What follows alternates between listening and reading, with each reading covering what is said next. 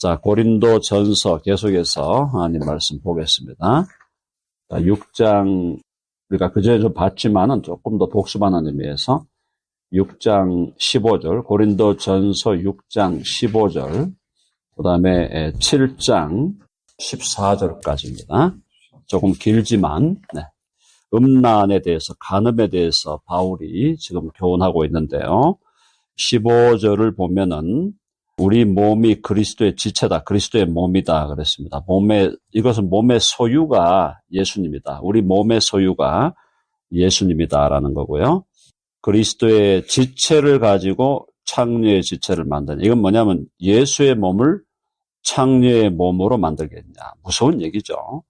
예수 그리스도의 몸을 창녀의 몸으로 만드는 그런 일은 절대 일어나서는 안 된다. 근데 그런 일이 일어나죠.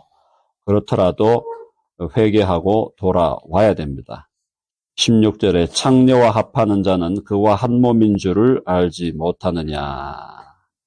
자기도 창녀, 창남이 된다는 겁니다. 이르렀으되 둘이 한 육체가 된다 하셨나니. 자, 그러면서 17절은 대단히 중요한 구절이에요.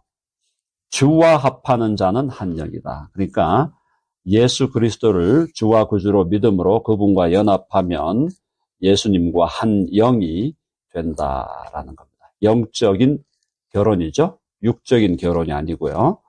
예수님이 우리의 신랑이 되시고 우리는 그분의 신부다라는 겁니다. 영적인 얘기를 합니다. 자, 음행은 몸의 죄를 범하는 겁니다. 음행을 피하라. 사람이 범하는 죄마다 몸 밖에 있거니와 음행하는 자는 자기 몸에 죄를 범하느니라. 음행을 하면은 몸에 해악을 끼친다. 그죠? 해악을 끼친다. 그래서 음행을 피하라는 것이고요. 자, 19절에 그러므로 우리 몸이 성전이다. 너희 몸은 너희가 하나님께로부터 받은 바 너희 가운데 계신 성령의 전인 줄을 알지 못하느냐. 그래서 우리 몸이 성령의 전이기 때문에 우리 몸을 잘 관리하는 것은 영적인 의미에서 제사장직을 수행하는 것입니다. 그래서 왜 우리가 우리 몸의 위생을 깨끗하게 하고 또 적절한 운동을 통해서 몸을 건강하게 유지해야 되는가. 물론 운동을 아주 열심히 하는 미스터 코리아라도 암에 걸릴 수 있습니다. 병이라는 것은 자기가 원한다고 안 오는 게 아니고 원하지 않아도 오는 수가 있는 게 병이기 때문에, 그러나 일단 우리로서는 최선을 다한다는 거죠. 자, 성령의 전인 줄을 알지 못하느냐. 우리 몸을 관리하는 게 제사장직이에요. 성전 관리자가 제사장입니다. 구약에서 성전을 관리한 사람이 레위인들이고 그 레위인들에게서 제사장이 나왔어요. 그러면 오늘날 신약적으로는 내 몸을 관리하는 게 성전의 관리다. 깨끗하게도 해야 되고 음란도 피해야 된다는 얘기죠. 우리 몸을 잘 조심스럽게 주를 위하여 사용해야 된다라는 겁니다. 그 이유가 20절 같이 읽어봅시다. 시작. 값으로 산 것이 되었으니 그런즉 너희 몸으로 하나님께 영광을 돌리라. 어떤 값을 지불했나요? 그렇죠. 하나님의 아들의 생명값이에요. 하나님의 아들의 생명값, 피값을 지불한 것입니다. 그러니까 그렇다면 우리 몸이 얼마나 소중한 것인 줄 알 수가 있죠. 주님께서 우리를 사시기 위해서 되사오는 겁니다. 되사오기 위해서 생명의 값을, 피값을 지불했다. 자, 값으로 산 것이 되었으니 그런즉 너희 몸으로 하나님께 영광을 돌리라. 자, 지난번에도 말씀을 드렸습니다. 기독교는 몸을 우대하는 종교예요. 몸을 우대하는 신앙이에요. 학대하는 신앙이 아닙니다. 자, 그래서 우리가 몸에 어려운 부분이 있는 분들, 아프다거나 장애가 있는 분들, 이런 분들을 우리가 정말 잘 대우하고 케어하고 하는 것이 교회의 책임이 되어야 합니다. 왜? 몸을 우대하기 때문에. 몸을 천시하는 종교가 아닙니다. 우리 기독교 신앙은요. 이런 것들이 그동안 너무 특별히 우리 한국 교회나 이민교회 전통에서는 뭔가 모르게 몸을 학대하고 몸에 대해서 신경 안 쓰는 게 무슨 영성이 특히나 좋은 것처럼 이해가 되어 왔기 때문에 상당히 문제가 많았죠. 그래서 한번 해볼까요? 너희 몸으로 하나님께 영광을 돌리라. 우리 몸으로 하나님께 영광을 돌려라. 정말 몸을 잘 사용하고 주의 뜻을 따라 잘 활용하는 것이 중요하다. 그래서 7장에는 결혼 생활도 그런 거다라는 얘기입니다. 이 맥락이 거기에 있는 거죠, 지금. 그러니까 음란을 피하고 간음을 피하라.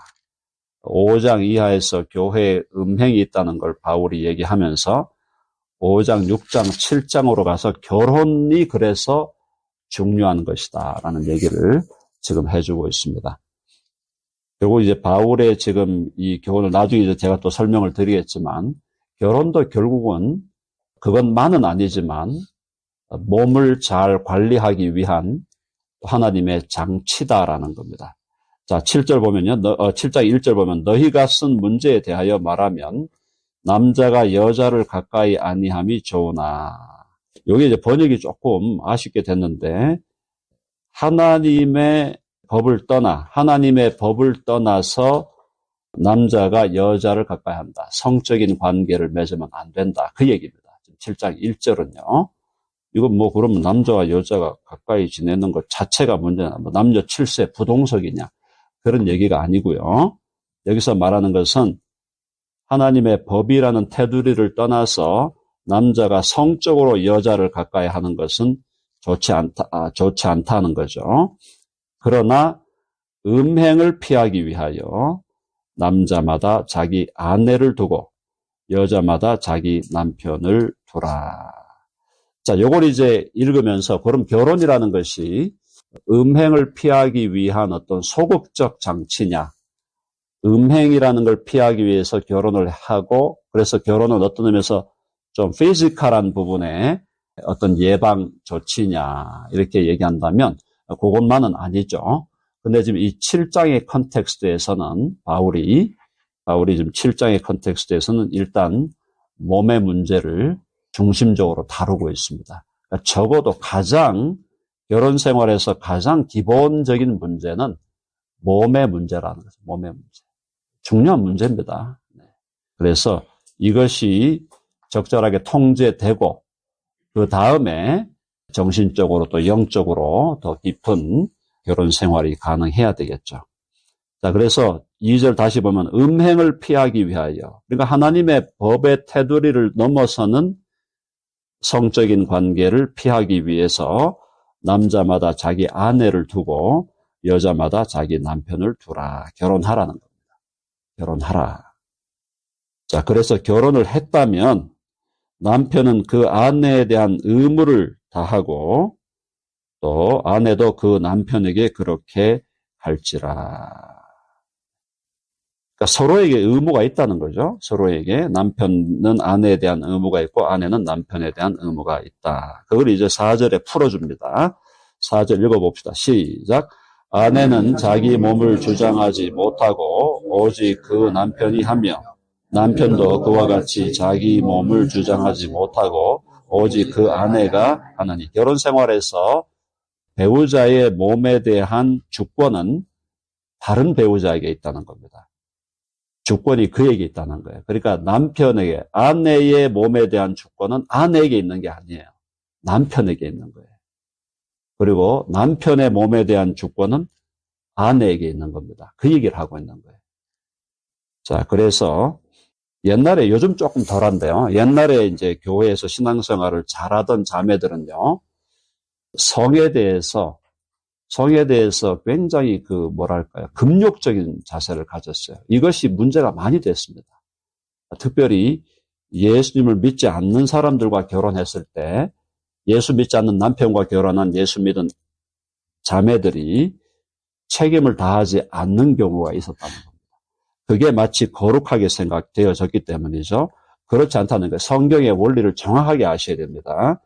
아내가 자기 몸을 주장하면 안 돼요. 남편에게 주권이 있다는 거예요. 남편도 자기 몸을 스스로 주장하려고 하면 안 돼요. 아내에게 주권이 있다라는 겁니다. 사실은 이런 것들이 결혼하기 전에 젊을 때 다 가르쳐줘야 되는데 이게 제대로 안 가르쳐진다는 거예요. 교회가 책임이 큽니다. 교회가 책임이 큰 거예요. 그래서 이런 부분에 대해서 이제 좀 늦게나마 우리가 그렇구나 이제 우리가 좀 제대로 알아야 되겠죠. 자, 5절에 보면 서로 분방하지 말라. 분방하면 안 된단 말이에요. 부부가 떨어져 살면 안 돼요. 그게 원칙적으로 잘못된 거예요. 그걸 알아야 돼요. 자, 분방하지 말라. 다만 기도할 틈을 얻기 위하여 합의상 얼마 동안은 하되 다시 합하라. 그래서 요즘에 좀 죄송한 얘기지만 주말 부부, 월말 부부, 연말 부부 엄청나게 그런 게 흥하고 있는데 기러기 부부 다 잘못된 겁니다. 성경의 원리와는 다 반하는 거예요. 빨리 정리하셔야 돼요. 서로 분방하지 말라. 다만 기도할 틈을 얻기 위하여 합의상 얼마 동안 해라. 부부가 합의해서 얼마 동안 떠나서 산다. 그건 가능하지만 다시 합하라. 이는 너희가 절제 못함으로 말미암아 사탄이 너희를 시험하지 못하게 하려 함이라. 일반적으로 성적인 유혹은 남자가 강하죠. 남성들이 훨씬 더 강하고 남성들이 특별히 시각적으로 더 빨리 유혹을 받고 하지만 요즘에는 남녀 구별이 없어요. 사실은 절제를 못함으로 말미암아 사탄이 너희를 시험하지 못하게 하려면 그 부분에 대해서 사탄이 얼마든지 시험할 수 있기 때문에 아니 다윗도 넘어가는데 나는 안 넘어간다? 착각이죠. 다윗도 넘어갔는데 나는 안 넘어간다. 다윗이 엄청난 믿음의 사람이었어요. 그 사람도 넘어갑니다. 다윗도 넘어갔습니다. 그리고 교회 역사상 이 문제에 걸려 넘어진 믿음의 사람들이 수없이 많아요. 누구도 장담 못하는 겁니다. 우리가 이 부분에 대해서 철저하게 정말 자기를 지키고 서로를 지킬 수 있도록 또 서로 힘을 모아주고 특별히 결혼한 사람들은 남녀의 결혼 생활이 되는 사람들은 서로 유혹을 받지 않도록 서로를 잘 관리해 줘야 된다. 사랑하는 여러분, 성경은요 굉장한 현실주의의 기초에 있습니다. 이게 무슨 말입니까? 인간의 본성에 대한 아주 현실적인 분석의 기초에 있기 때문에 성경은 인간에 대해서 지나친 기대를 절대로 하지 않습니다. 그걸 아셔야 돼요. 결국은 사탄이 너희를 시험하지 못하게 하려 합니다. 절제 못한다는 것은 절제를 못해서 선을 넘어가는 것이 인간에게 남아있는 죄성이기 때문에 이것은 하여튼 잘 관리하고 잘 지키고 부부관계가 그래서 가능한 항상 좋아야 되는데 또 부부관계가 항상 좋을 수가 없잖아요. 사소한 일로 다투기도 하고 의견이 달라지면은 자 그래서 이런 부분에서 우리가 승리하기 위해서 나 자신을 믿음으로 잘 지켜가야 된다. 자 6절에 약간 재밌는 말을 지금 바울이 하고 있습니다. 6절 읽어볼까요? 시작. 그러나 내가 이 말을 하면 허락이요 명령은 아니니라. 강한 명령을 한다기보다는 허락이다라고 하는 것은 이제 약간 약화시킨 얘기죠. 영어로 이제 번역을 concession 이렇게 해놨는데요. 그러니까 사람의 연약함, 인간의 연약함 때문에 허락하고 양보하는 바가 있다. 그래서 이것을 완전히 명령으로는 주장하지 않겠다라는 얘기를 지금 바울이 하고 있습니다. 그래서 어쨌든 이런 권면을 했는데 이 권면을 따라 못 사는 경우에 예외적인 경우가 있다면 그거는 이해하겠다라는 거죠. 그렇게 해서 막 이걸 가지고 율법주의적으로 막 주장하면서 그렇게 살면 지옥 간다는 등 이런 식의 얘기를 하진 않는 거죠, 바울이요.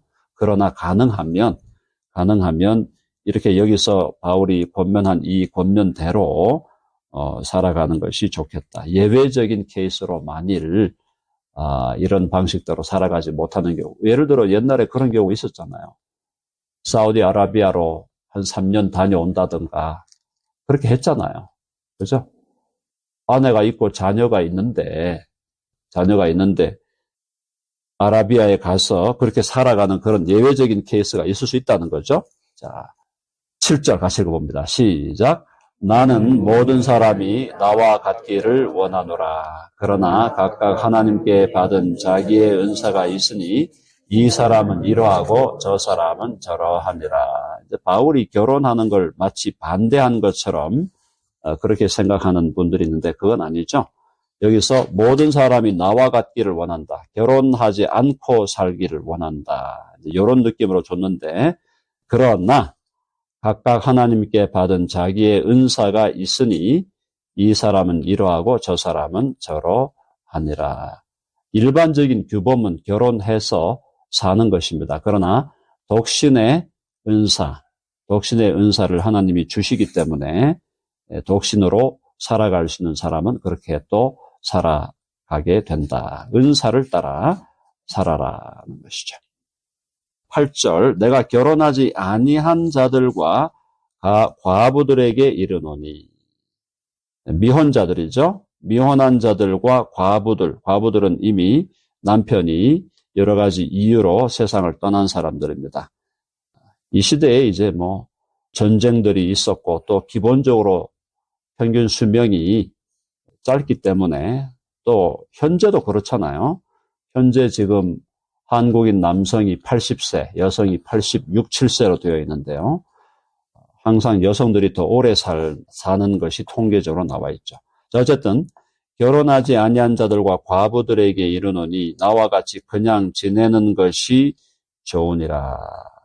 권면을 결혼하지 말고 과부들로 그냥 살아라. 이렇게 지금 바울이 권면을 하고 있습니다. 9절 만일 절제할 수 없거든 결혼하라.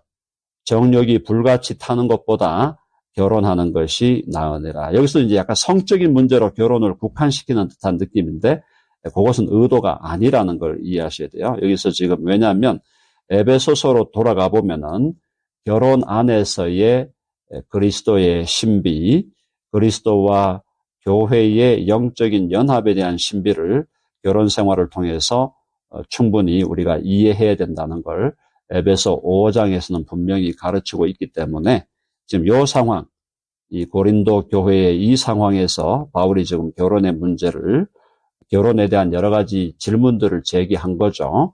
네, 그 질문들에 대해서 바울이 가능하면 미혼이라면은 결혼하지 아니한 자들에 대해서는 결혼하지 않고 지내고 과부들은 과부들로 그냥 지내는 것이 좋겠다. 이렇게 지금 조금 이 contextualize 고린도 교회의 컨텍스트에서 이런 교훈을 하고 있다라는 걸 이해하면 좋겠습니다. 자, 만일 절제할 수 없거든 결혼하라. 정욕이 불같이 타는 것보다 결혼하는 것이 나으니라.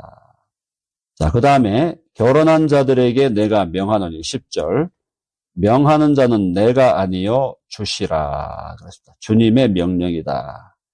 자, 여자는 남편에게서 갈라서지 말고 만일 갈라섰으면 그대로 지내든지 다시 그 남편과 화합하든지 하라.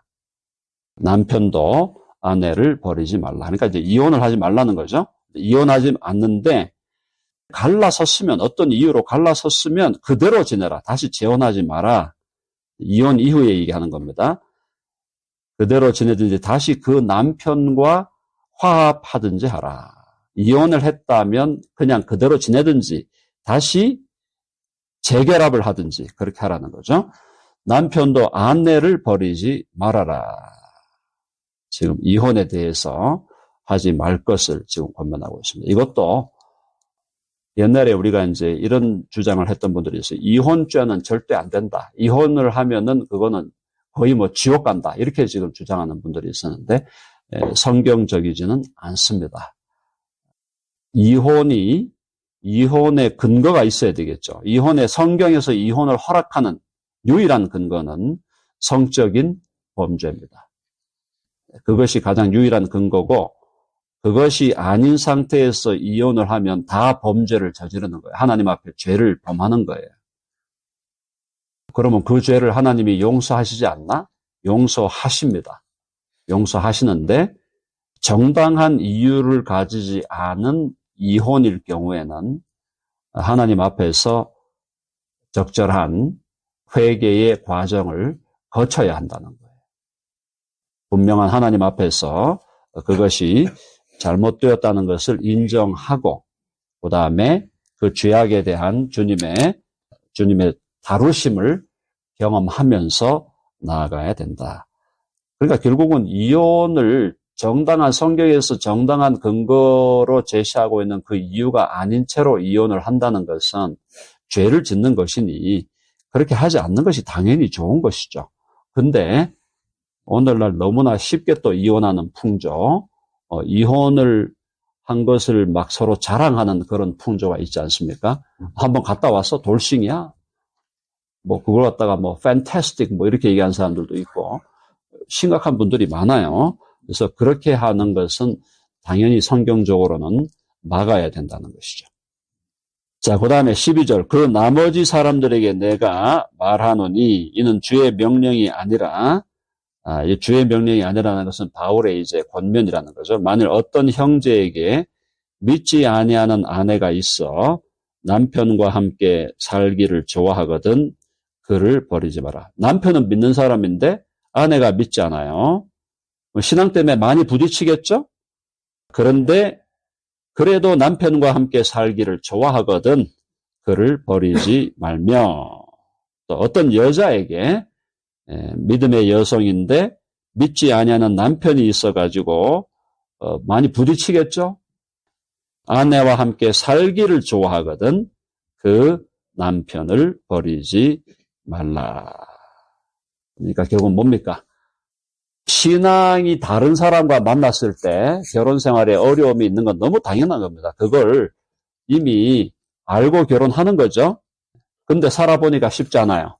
믿음이 같질 않으니까.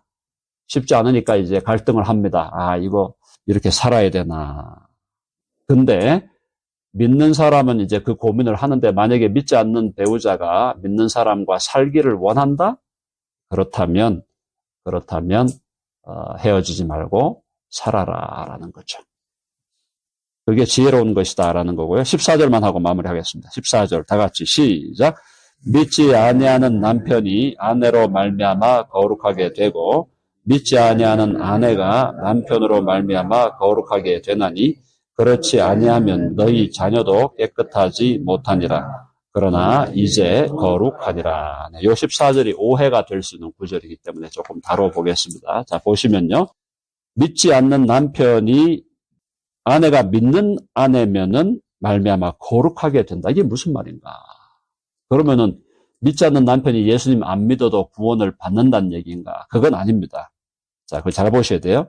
믿지 아니하는 아내가 남편은 믿는 남편이죠. 믿는 남편으로 말미암아 거룩하게 된다.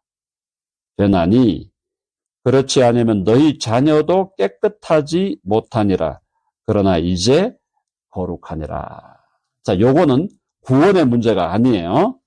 그러니까 믿는 사람이 남편인데 믿지 아니하는 아내가 결혼했는데 그럼 자동으로 이 아내가 구원받느냐? 그 얘기를 하고 있는 게 아닙니다. 믿는 아내하고 믿지 않는 남편이 결혼했는데 믿지 않는 남편이 그럼 믿는 아내 때문에 자동으로 구원받는 거냐? 그걸 얘기하는 게 아니에요. 자, 여기서 말하는 거룩하게 된다는 것은 하나님 안에서 선한 영향력을 받게 된다. 이렇게 이해하셔야 됩니다. 구원을 받는다는 것은 아니에요. 그러니까 선한 영향력을 받게 되니까 이 사람들에게 구원에 더 가까이 갈 수 있는 기회가 되는 거죠. 그 말씀 이해되시죠? 그러니까 여기에 거룩하게 된다는 게 그냥 자동으로 구원받는다. 그런 얘기는 아니다. 그것은 뭐 우리 교리적으로 맞지 않는 것이고요. 또 너희 자녀도 깨끗하지 못한데 그러나 이제 거룩하다. 그러면 믿지 않는 남편과 믿는 아내, 믿지 않는 아내와 믿는 남편이 만나서 결혼을 이루는데 이 결혼을 이루었을 때 그 결혼에 의하여 자동 구원이 아니라 그 밑에서 태어나는 그 두 사람 사이에 태어나는 자녀들도 하나님의 선하신 영향 속에서 구원에 이르는 좋은 기회를 얻게 되는 것이다 라는 그런 맥락이니까, 그러니까 이혼하지 말고 살아라 이 말입니다. 배우자가 믿지 않는 자라 할지라도 그 사람이 믿는 배우자에 의해서 거룩한 영향력, 선한 영향력을 받아 주님께로 돌아올 수 있는 가능성이 많아지는 것이고요. 그 다음에 부모 양쪽 중에 한쪽이 예수님을 안 믿는다 하더라도 그들의 자녀들이 믿는 어머니나 아버지로부터 선한 영향을 받고 거룩한 영향을 받게 된다라는 그런 의미로 이해를 하셔야 된다. 이게 자동 구원을 얘기하는 건 아니다. 그렇게 주장하는 분들도 더러더러 있었는데요. 그건 아닙니다. 자, 오늘 결혼에 대해서 다양한 지금 교훈들을 살폈는데, 어쨌든 오늘의 결론은 결혼 생활을 주 안에서 잘 유지하기 위해서 우리는 하나님의 지혜를 구해야 되고요. 그 다음에 결혼 생활이 왜 중요한가? 뒤에 여기 좀 14절에 나오는 대로 영적인 선한 영향력을 서로에게 미치는, 남편에게도 미치고 아내에게도 미치고 자녀에게도 미칠 수 있는 좋은 컨텍스트가 되기 때문에 또 결혼이라는 것이 그런 좋은 의미가 있다는 거고요. 그 다음에 육신적인 유혹에, 성적인 유혹에 빠지지 않도록 자신을 잘 지키고, 그래서 남편과 아내가 서로를 보호하는 역할을 해야 된다라는 거, 그리고 서로를 주관하는 역할을 해야 된다는 것. 굉장히 중요한 교훈들 오늘 고린도전서 7장을 통해서 배웠습니다. 내일 또 7장의 나머지 부분들을 계속해서 우리가 다루어 가도록 하겠습니다.